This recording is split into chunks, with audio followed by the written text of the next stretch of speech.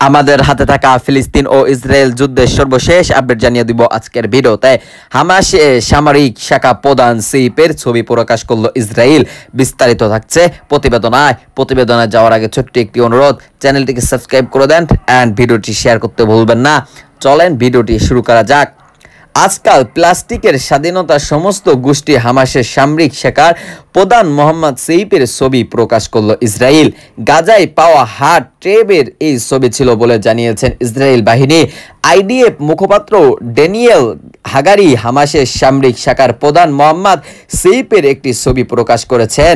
ছবিতে তাকে একটি প্লাস্টিকের কাপে চা খেতে দেখা গিয়েছে, সঙ্গে অন্য হাতে দেখা গিয়েছে কিছু মার্কিন ডলার।